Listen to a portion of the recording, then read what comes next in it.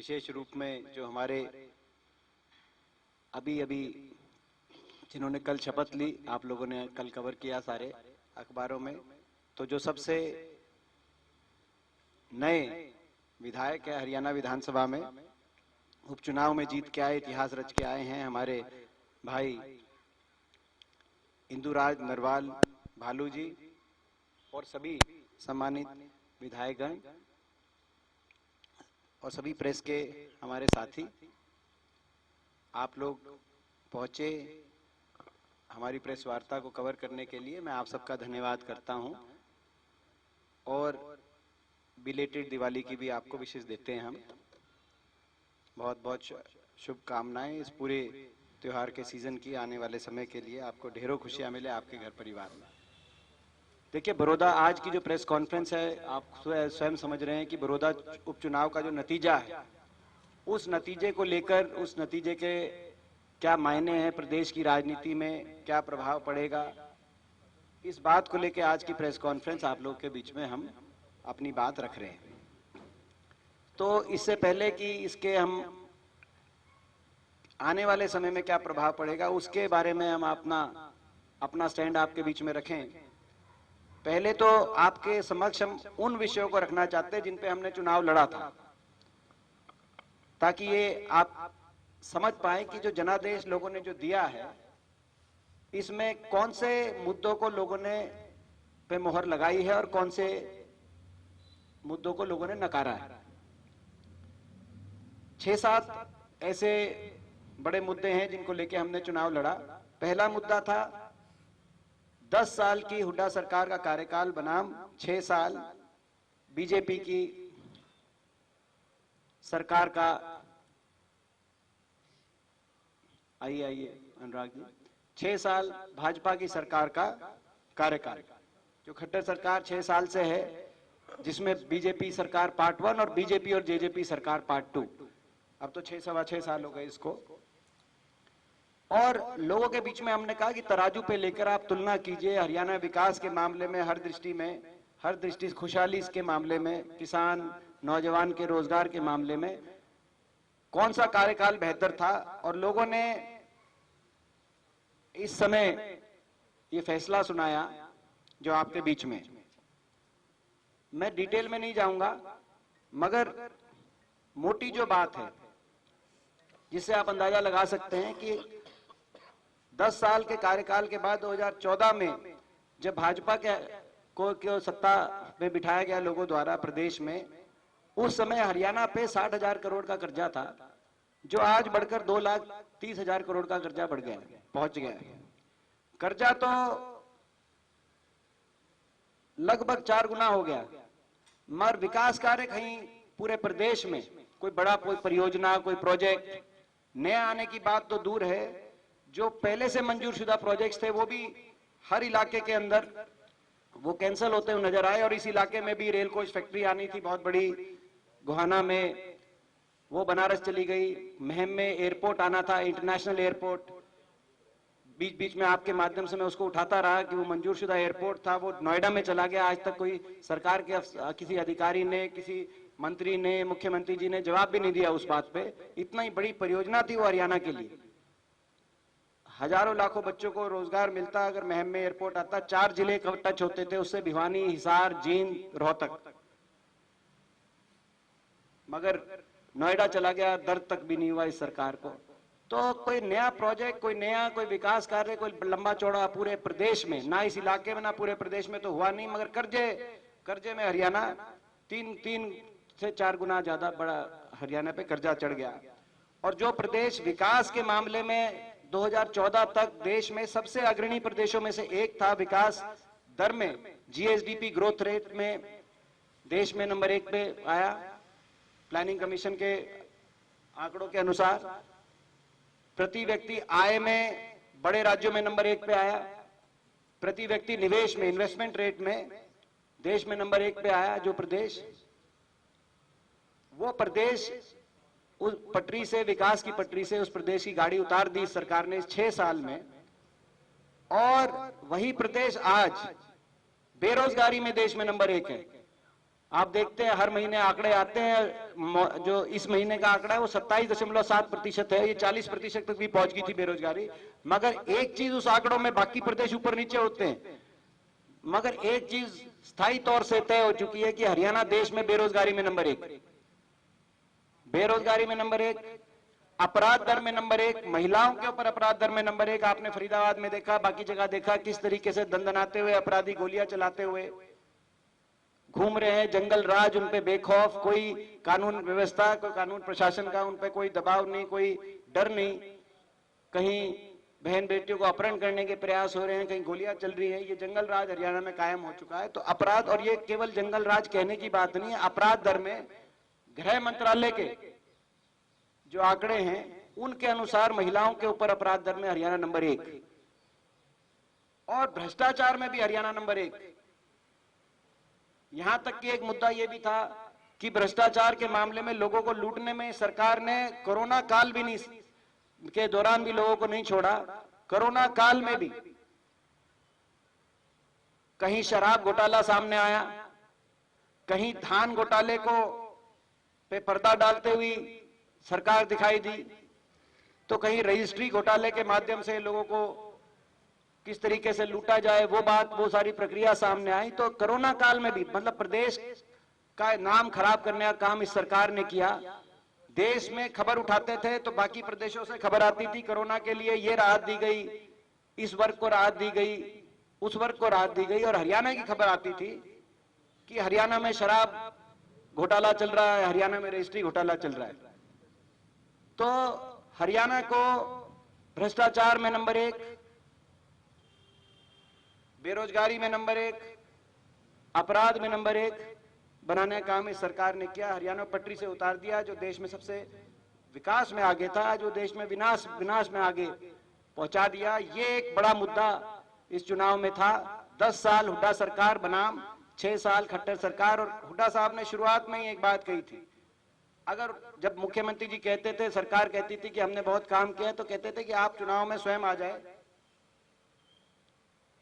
मैं भी आ जाता हूं, आप भी आ जाएं, लोग फैसला कर देंगे। और मुख्यमंत्री जी कहते थे कि उनको आने की जरूरत नहीं, उनका एक छोटा सा कार्यकर्ता हुड्डा साहब को हरा देगा।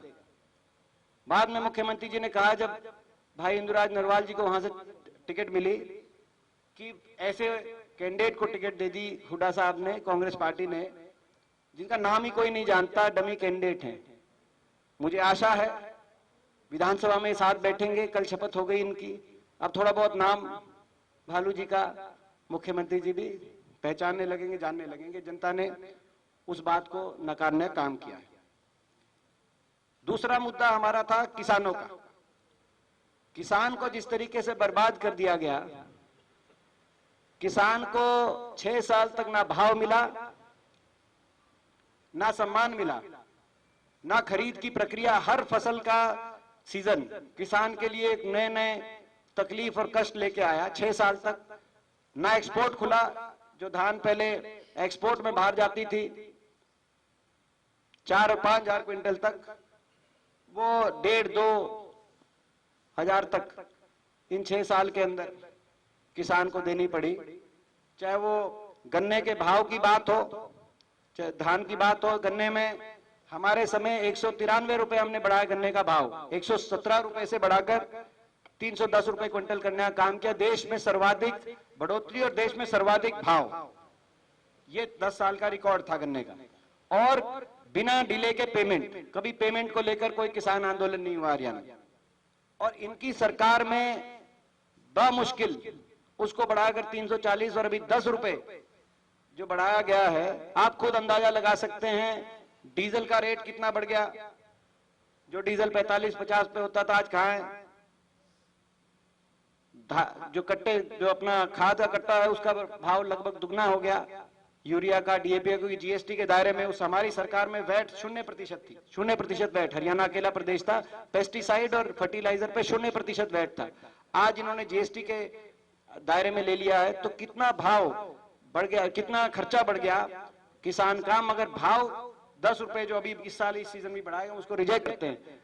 तो किसान का जो मुद्दा था उसमें भाव की बात थी, चाहे धान का हो, चाहे गन्ने का हो, चाहे पॉपुलर का हो, चाहे बाकी फसलों का न्यूनतम समर्थन मूल्य में बढ़ोतरी हो, वो तो नाकाफी थी।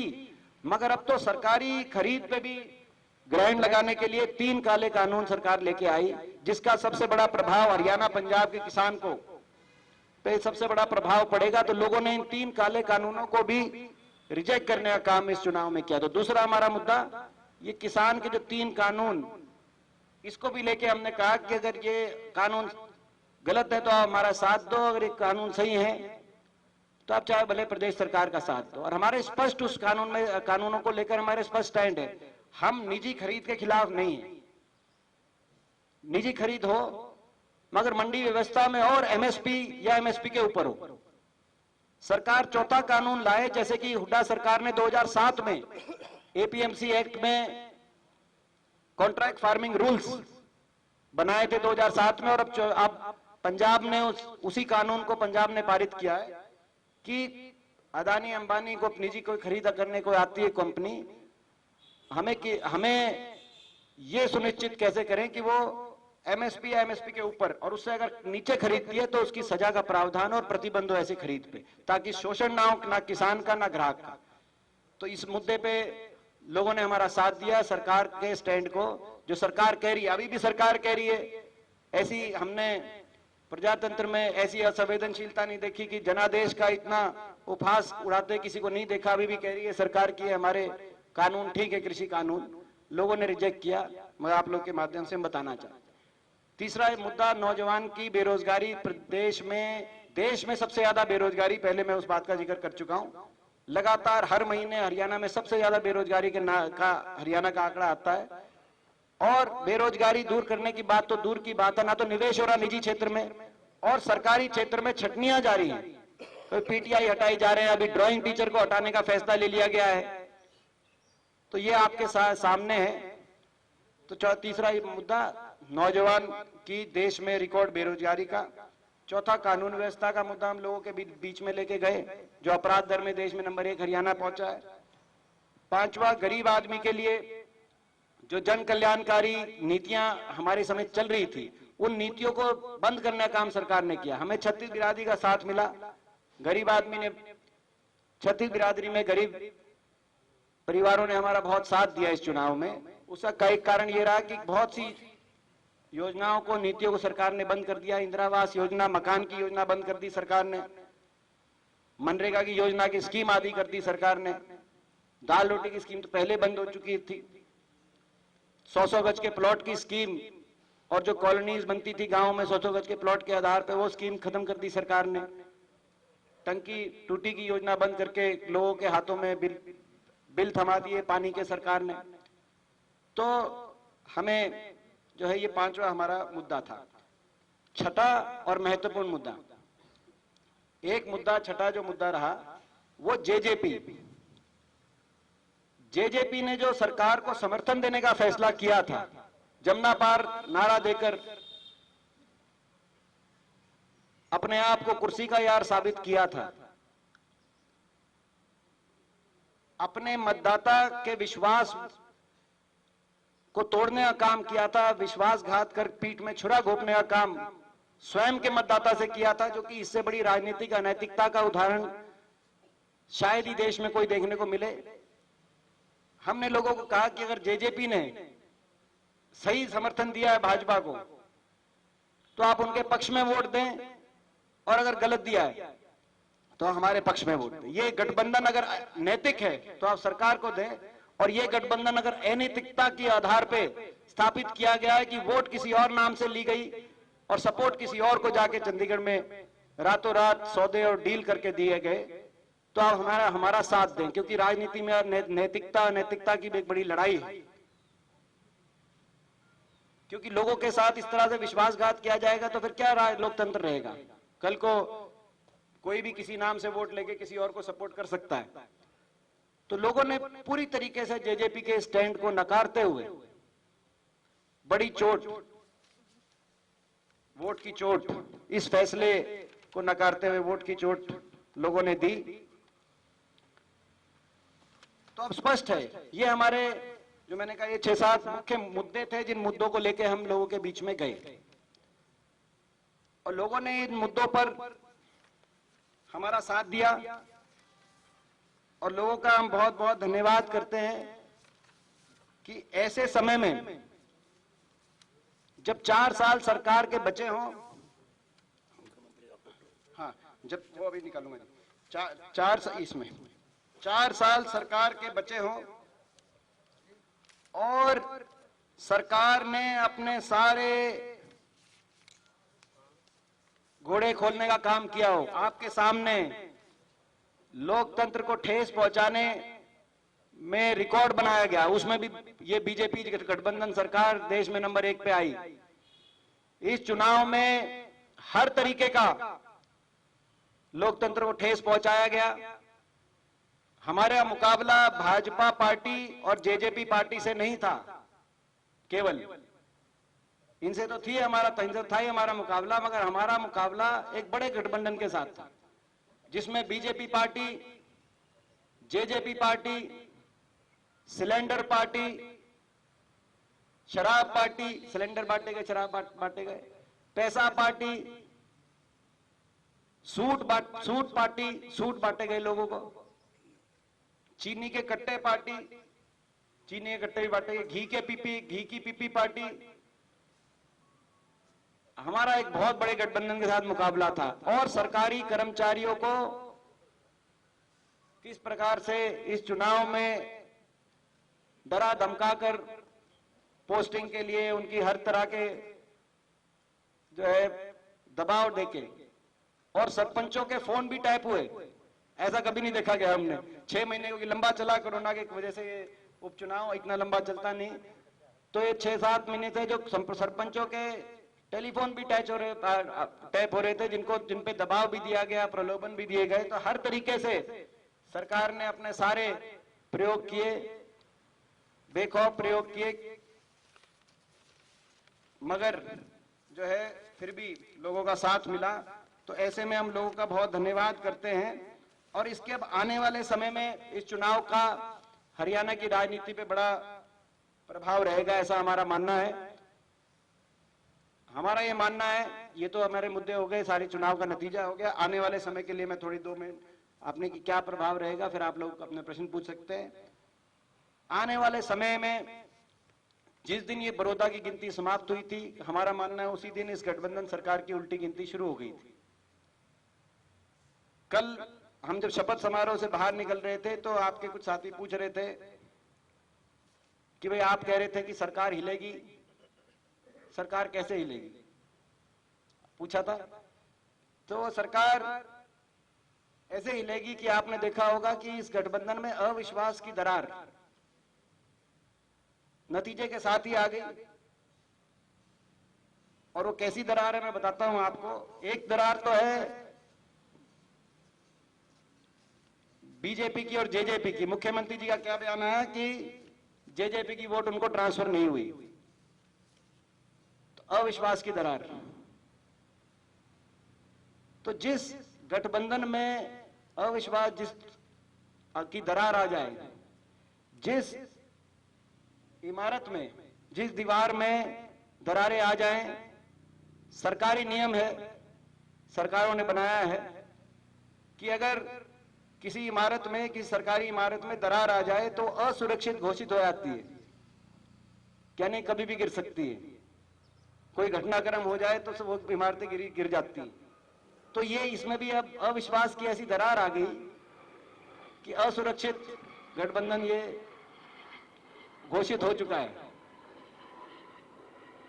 जेजेपी का क्या स्टैंड है इस बारे में हम पूछना चाहते हैं। क्या मुख्यमंत्री जी की बात सही है कि उनकी कोई वोट उनको ट्रांसफर नहीं हुई? क्या जेजेपी के नेता इस बात से सहमत हैं? दूसरा वो अविश्वास, एक तो अविश्वास की दरार आपस में इनके आ गई। दूसरा अविश्वास, ये आपने पहले कभी उदाहरण नहीं देखा होगा। चुनाव के अंतिम दौर में एक तो भाजपा को जजपा पे विश्वास नहीं है, मगर भाजपा के उम्मीदवार को भाजपा की सरकार पे ही विश्वास नहीं रहा। चुनाव के आखिरी 4 दिन, आखिरी 5 दिन पूरे बड़ौदा विधानसभा क्षेत्र के अंदर ये होल्डिंग लगाए गए। इन होल्डिंग्स में जो बड़ौदा गए थे वो सारे देख के हंस रहे हैं, कुछ आपके साथी बड़ौदा भी गए थे। इन होल्डिंग्स में जो इनके उम्मीदवार थे उन्होंने मोदी जी, नड्डा जी, दुष्यंत जी, धनखड़ जी, निशांत सिंह जी, खट्टर साहब की फोटो ही नहीं लगाई। ये आखिरी दौर की बात है, आखिरी हफ्ते की बात है। और पूरे बड़ौदा के हर गांव, हर चौक में ये होल्डिंग लगाए गए। तो यानी कि वो समझ गए थे कि सरकार को लेकर लोगों का क्या रुख है। सरकार से अपने आप को अलग दिखाने की कवायद। उपचुनाव में कोई उम्मीदवार जो सरकारी सत्ता दल का उम्मीदवार हो, वो मुख्यमंत्री जी की फोटो ही हटा दे, तो ये अविश्वास इनके उम्मीदवार ने अपनी सरकार के मुखिया के प्रति व्यक्त कर दिया था। तो आप अंदाजा लगा सकते हैं कि जिस सरकार के जो सत्ता दल हो, उनके उपचुनाव में 4 साल सरकार के बच्चे हों, 4 साल, और उनके उम्मीदवार का विश्वास उनके मुखिया पे ना हो, उनके चेहरे पे ना हो, तो ये केवल जनता ने अविश्वास नहीं व्यक्त किया, केवल भाजपा ने जजपा पे अविश्वास व्यक्त नहीं किया, इनके उम्मीदवार ने भी इन पे ये अविश्वास व्यक्त किया है। मुख्यमंत्री जी ने एक और बात कही, कहा कि और इसके अलावा ये इन्होंने किया, खैर वो मेरा कहना शायद सही नहीं है, मगर इनके परिजनों ने भी बीच में बाइट्स आई जिसमें कहा कि आप पार्टी ना देखिए, आप उम्मीदवार को देखने का काम करिए। तो आप समझ सकते हैं कि वो पार्टी ना देखने की बात क्यों कह रहे होंगे, लोगों में क्या रिस्पांस मिल रहा होगा इस सरकार की कार्यशैली को लेकर। तो लोगों ने कहीं ना कहीं सरकार की कार्यशैली को नकारा, जजपा के फैसले को नकारा, जो उन्होंने भाजपा को समर्थन देने का जो फैसला किया, और एक तरीके से लोगों ने राइट टू रिकॉल का प्रयोग किया। 4 साल सरकार के बचे हो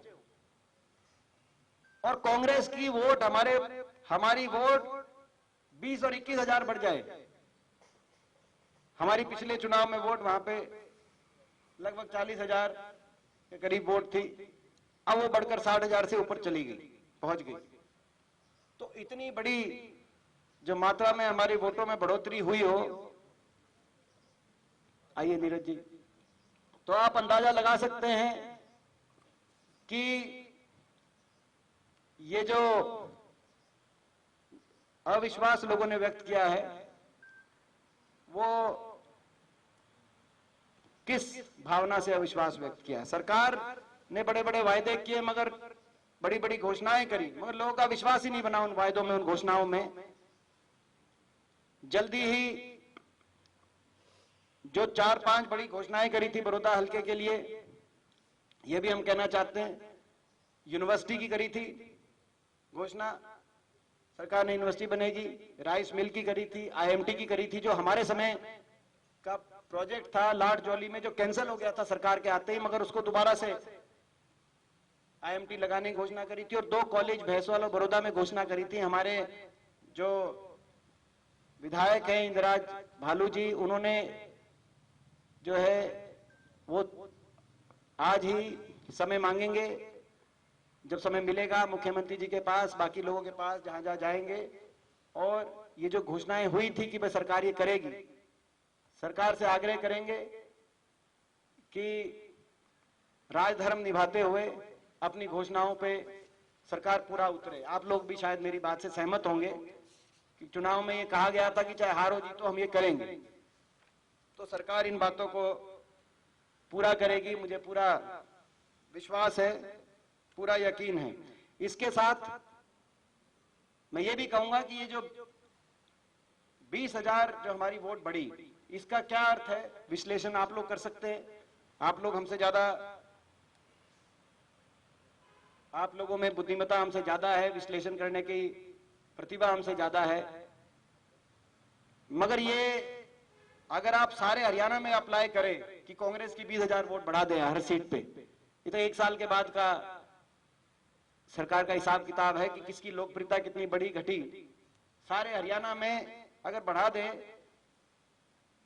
तो गठबंधन 19 सीटों पे सिमट के रह जाएगा। बाकी जो विधायक हैं इनके वो सभी जो है डेंजर मार्क के में आ जाएंगे।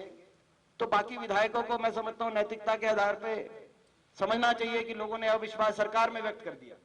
तो राइट टू रिकॉल 75% का इन्होंने नियम रखा है।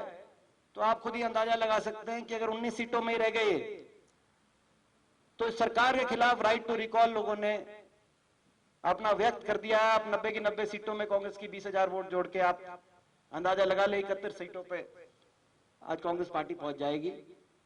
तो ये जनादेश है।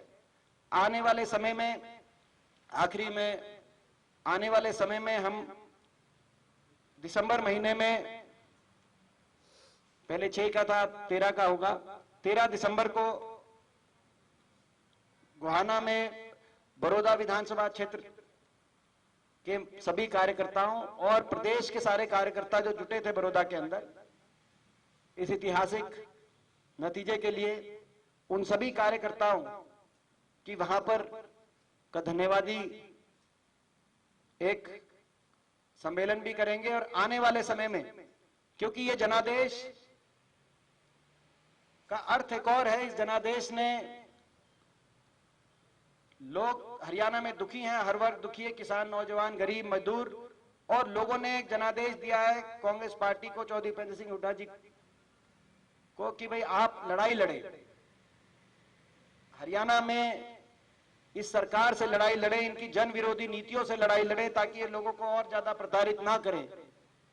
ऐसी भूमिका विपक्ष की निभाएं। और अब ये जनादेश सरकार को हिलाने का जनादेश है। आप समझ सकते हैं, जब इतना लंबा कार्यकाल पड़ा हो सरकार का और इस तरह का फैसला आए, ये जनादेश हमारा ये भी मानना है कि लोगों ने इस भावना से दिया है कि कांग्रेस पार्टी हुड्डा साहब लड़ाई लड़े।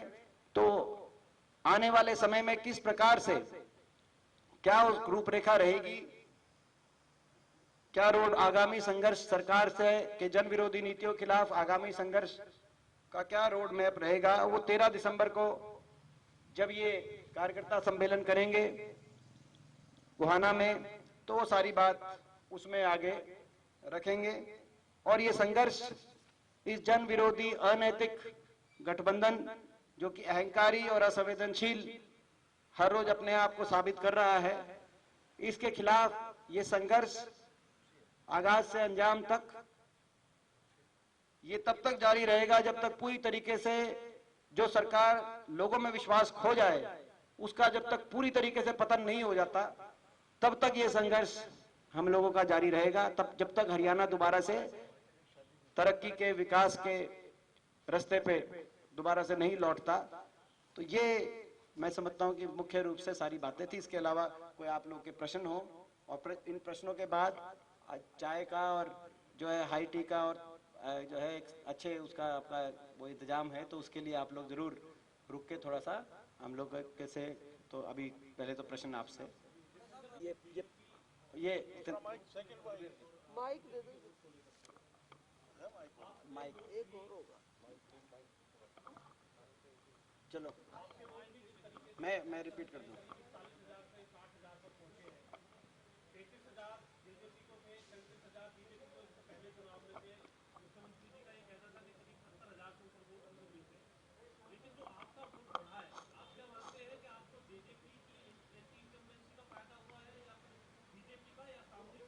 सामूहिक गठबंधन, लोगों ने गठबंधन को नकारने का काम किया है।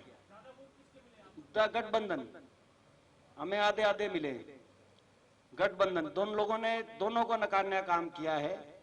लोगों ने मान लिया कि ये गठबंधन हरियाणा के लिए जो है सही जो है सरकार नहीं है, और इसीलिए हमें जो है दोनों का सरकार के एंटी इनकम्बेंसी का हमें फायदा मिला है।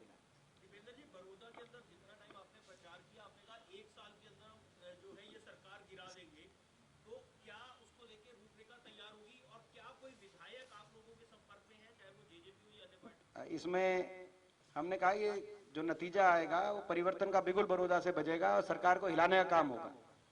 मैंने जैसे आपको बताया कि सरकार रूपी दीवार और इमारत में जो दरार आई है, उससे स्वाभाविक है कि ये सरकार गठबंधन असुरक्षित साबित हो चुका है। ये दीवार में जब दरार आ जाए तो दीवारें हिल जाती हैं। और मैंने कभी समय सीमा उस पर नहीं कोई रख सकता राजनीति में, क्योंकि जो सरकारें विश्वास खो जाएं वो कितना लंबा चलेंगी, 1 साल भी चलेंगी कि नहीं चलेंगी क्या पता चलता है।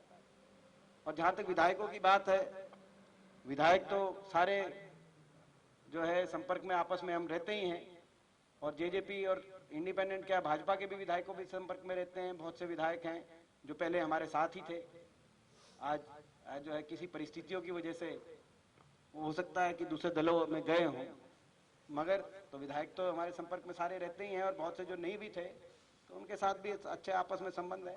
और इससे ज्यादा राजनीतिक उत्तर आपको नहीं दे सकते हम, राजनीतिक रूप से कौन संपर्क में है नहीं संपर्क में, वो तो जो है आप समझ ही सकते हैं कि वो सार्वजनिक रूप से क्या उत्तर उसका दिया जाए। मगर आपस में सभी के मधुर संबंध। हरियाणा छोटा प्रदेश है, एक दूसरे को सारे जानते हैं, एक दूसरे का सारा मान सम्मान करते हैं। एक पहले से पूछ रहे, इसके बाद आपसे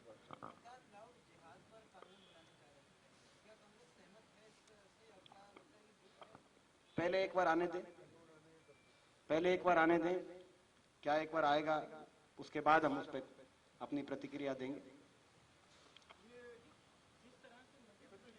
करते जी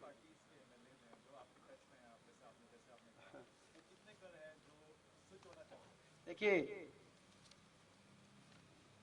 मैंने जैसे कहा आपको कि ये इस बात का आकलन करना कोई जो है वो तो आप विश्लेषण करना तो आप लोग का कार्य है। हम तो इस बात में कोई राजनीतिक उत्तर तो आपको देंगे नहीं। वो तो आप समझ सकते हैं कि जो है आपको ही उत्तर दे दिया तो फिर जो सीआईडी सारी हमारे पीछे छोड़ रखी है उनका कोई अर्थ ही नहीं रहेगा। तो मगर मैंने जैसे कहा कि ये सरकार एक ऐसी कुर्सी के रूप में है, जो सरकार की कुर्सी चंडीगढ़ में बैठी है, 3 टांगों पे वो कुर्सी है, खड़ी है, भाजपा, जजपा और निर्दलीय, तीनों टांगे लंगड़ा रही। आपने देखा भाजपा के एक विधायक सेक्रेटरिएट के आगे धरना दे रहे थे, तो जेजेपी के बहुत से विधायक खुल के अलग अलग मुद्दों पे सरकार के खिलाफ, किसान के मुद्दे पे आप देखिए, रामकरण काला जी हों, जोगीराम सिहाग हों, उससे पहले दादा गौतम जी हों, देवेंद्र बबली जी हों, 4-5 नाम मैंने आपको गिनवा दिए, तो सरकार के खिलाफ बोल चुके हैं। और निर्दलीय भी आपने देखा, हमें महम के निर्दलीय विधायक का हमें समर्थन मिल गया था। तो तीनों जो है जो टांगे हैं सरकार की वो लंगड़ा रही हैं, और जनता में विश्वास सरकार खो चुकी है, साबित हो गया इस चुनाव में। मैं वही कहा, विपक्ष के 20,000 वोट बढ़ना, 4 साल सरकार की बची हो, कहीं आपने होते हुए देखा नहीं होगा। तो जो है अब ऐसी कुर्सी जो जिसकी तीनों टांगे लंगड़ा रही हैं, वो कितने लंबे समय तक, उसका तो कोई भविष्यवाणियां नहीं की जा सकती।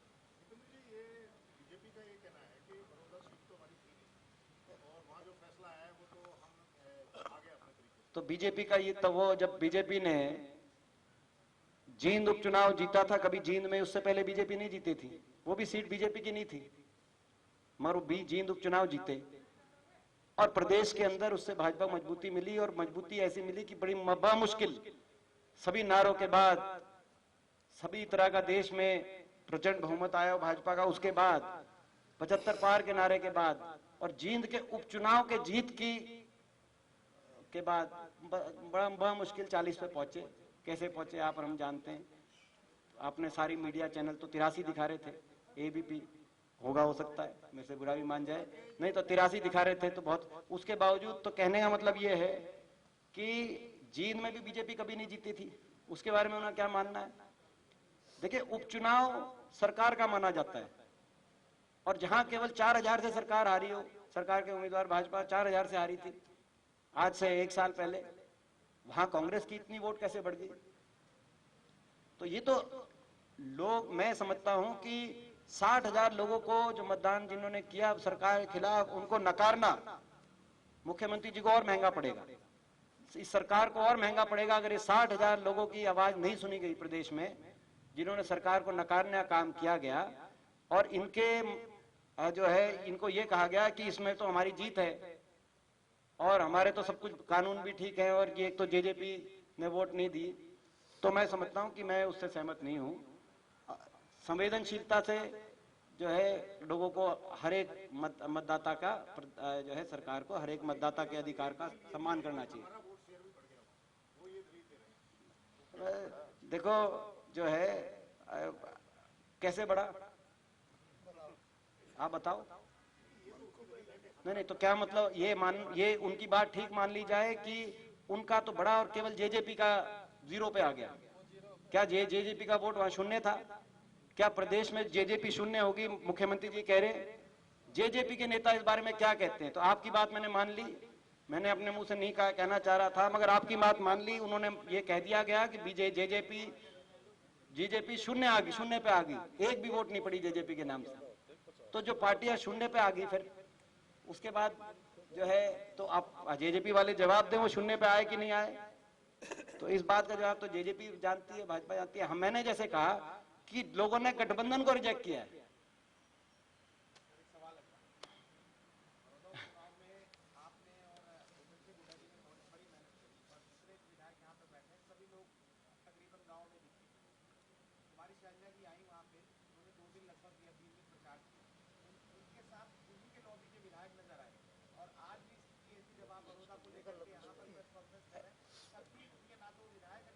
ऐसा है, सभी का योगदान रहा, सभी ने वहां प्रचार किया। आपने स्वयं कहा कि वे भी आए थे और उनके और इनके नहीं, सारे कांग्रेस के हैं और सभी कांग्रेस के सभी विधायक भी वहां पे आए। सभी विधायक आए वहां और जिन्होंने मेहनत करी और सभी नेता आए वहां, सबने मेहनत करी और जो है सभी एकजुटता से ही हमारी जीत हुई।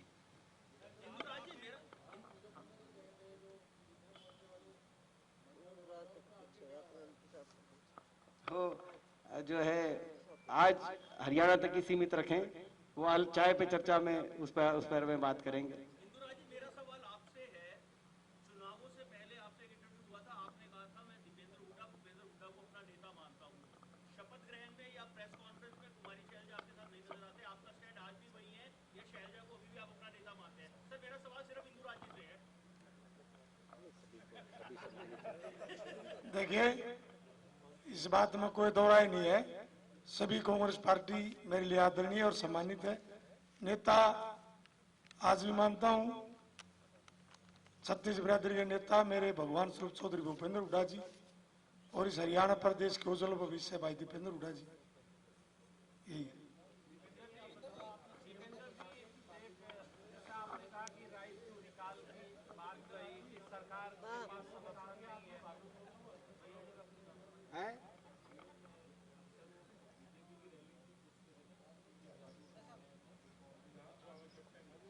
सीएम साहब तो योगेश्वर का नाम भी योगेंद्र कहते हैं। देखो इसमें मैं मानता हूं कि प्रजातंत्र में किसी को यूं नहीं करना चाहिए दरकिनार कि भाई ये इनका कोई नाम नहीं जानता।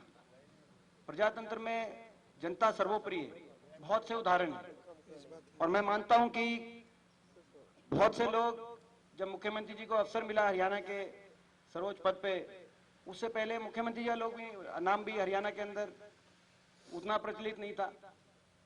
तो प्रजातंत्र में जनता सर्वोपरि है, मगर जनता ने साथ दिया और उनकी पार्टी ने, उनके दल ने फैसला लिया जिसका हम सम्मान करते हैं, मान सम्मान करते हैं उस फैसले का। और उनको भी मैं समझता हूं कि पूरा मान सम्मान करना चाहिए जनता के फैसले का। एक और थे जेजेपी के, वो चिड़ियाघर की बात कर रहे थे, तो इस तरह से नहीं करना चाहिए ये बातें हैं। तो मैं मानता हूं कि प्रजातंत्र में इन चीजों का कोई मायने नहीं है।